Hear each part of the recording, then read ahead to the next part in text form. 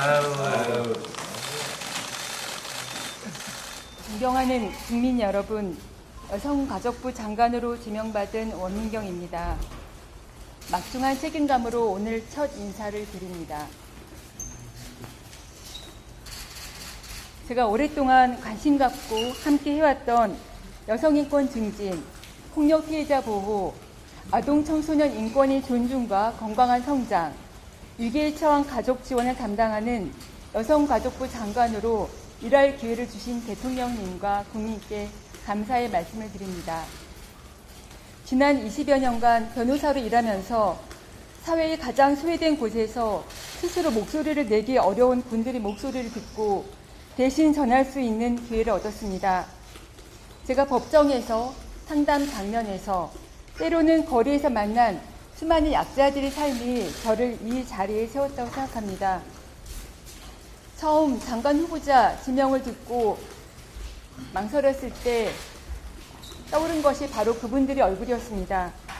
이제는 그분들의 목소리가 정책이 되고 제도가 되어 실질적인 변화를 이끌어낼 수 있도록 제 힘을 보태겠습니다. 국민주권정부에서 국민이 헌법상 보장되는 기본권을 평등하게 행사하고 안정감을 누릴 수 있도록 최선을 다하겠습니다. 지금 가장 시급한 것은 여성가족부의 안정입니다. 존폐 논란과 장기간 장관직 부재로 정책 추진 동력이 약화되지 않았을까 우려됩니다. 여성가족부만이 할 수 있는 섬세한 지원과 정책이 닿아야 되는 곳이 계속 늘어났는데 이를 국정과제화하고 강력히 추진할 수 있는 리더십이 부재했다는 사실은 매우 안타깝습니다. 첫 번째 질문이고요. 지금 여가부 장관 공백이 길어지면서 후보자에 대한 기대도 모이는 것 같습니다. 후보자께서 생각하시는 가장 시급히 풀어야 될 과제들 꼽아주시고 그거에 대한 간단한 설명을 부탁드립니다. 네. 저는 여성가족부의 성평등 가족부로의 확대, 강화라고 생각합니다. 지난 정부의 여성가족부 폐지 이슈 속에서 부처 위상과 정책이 많이 위축된 부분이 있었습니다. 성평등 가족부 확대 개편을 통해서 성평등 정책 총괄 조정과 성평등 거버넌스 기능 강화, 부처 위상과 정책을 확대 강화하는 힘있는 성평등 가족부를 만드는 것이 가장 우선순위입니다. 이를 기반으로 교제폭력과 디지털 성폭력, 성매매와 같은 폭력 문제, 여성 정제활동 참여 및 노동시장에서의 성차별 해소, 위기 취약가족과 청소년에 대한 보다 두터운 지원 체계를 만들 수 있을 것입니다. 후보자께서 생각하시는 성평등의 의미와 한국 사회의 성평등 수준에 대해서 평가하시는 말씀이시고요. 네. 그리고 이와 연결해서 성평등 가족부 확대 개편 과정에서 우선해야 될 정책이나 조직의 방향에 대해서 어떻게 평가하시는지 말씀드립니다. 네. 성평등은 우리 사회 영역에서 차별이나 편견 없이 기회와 권리를 동등하게 보장받는 것임을 모두 알고 계실 겁니다. 저는 성평등한 사회 실현이 우리 국민 모두의 삶에 기여하고 국민 모두의 안정감을 높여서 우리 사회의 지속 가능성을 담보할 수 있다고 생각합니다. 그동안 한국 사회의 성평등 수준이 개선되어 왔지만 성별 임금 격차와 젠더 폭력에서 느끼는 안전 격차, 돌봄과 가사 노동에서의 성별 격차, 성평등에 대한 청년 세대의 인식 격차 등 격차가 큰 것이 매우 심각합니다. 저는 이러한 다양한 격차 해소에 우선순위를 두고 정책을 추진해 가고자 합니다. 이 정책 추진이 필요한 다양한 조직의 개편과 신설도 함께 여성가족부와 함께 검토해 가고자 합니다.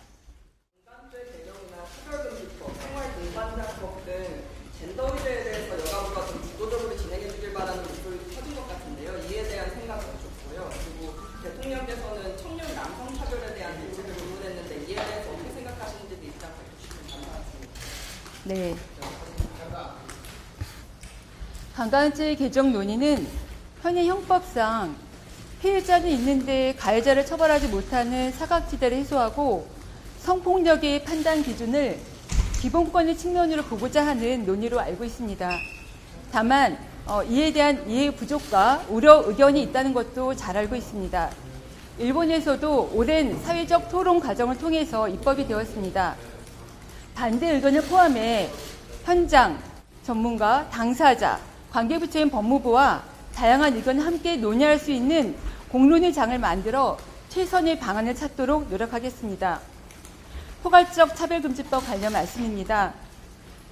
포괄적 차별금지법 제정은 우리 사회 모든 구성원이 불합리한 차별에 효과적으로 대응하고 사회적 약자의 인권을 보호할 구제 수단이 마련될 수 있다는 점에서 그 필요성과 의미가 매우 크다고 생각합니다. 다만 법 제정에 대한 이해가 달라 다양한 의견이 제기되고 있는 것도 알고 있습니다. 향후 다양한 주체들이 서로 의견을 경청하고 종합적으로 논의하는 토론의 장이 마련될 필요가 있습니다. 포괄적 차별금지법에 대해서는 그동안 차별 시정과 해소에 노력해왔던 국가인권위원회와 적극 협력해 나가고자 합니다. 생활동반자법에 대해서 말씀드리겠습니다. 실제하는 가족의 현황과 외국 사례, 국민의 기본권 보호 등을 종합적으로 고려해서 관련 논의가 진전될 수 있도록 노력하겠습니다. 성평등은 남성과 여성이 함께 만들어 나가는 것입니다. 이제는 남녀 대비 누가 더 차별받느냐의 제로성 게임을 넘어서서 성별 역할에 대한 고정관념을 탈피해야 될 시점이 왔다고 생각합니다. 다만 사회 전체적으로 여성 차별이 여전하기에 여성 정책이 여성의 과제로만 인식되어 왔던 것이 사실입니다. 그러나 성평등 의제를 둘러싸고 남성들이 겪는 교정 과제들이 있다는 것도 잘 알고 있습니다. 성별 고정관념으로 인해 남성들이 겪는 어려움, 군대든 한반도 상황으로 인해 남성들이 느끼는 불이익 문제들을 해결하기 위해서 대안을 모색해 나가겠습니다. 인권위원회 군인권보호위원으로 활동했던 경험을 기반으로 군대 내 성평등 문제, 군대 내 인권침해 문제에도 적극 관심을 갖고 관계 부처와 정책을 같이 고민하고 필요한 지원을 고민해 나가려고 합니다.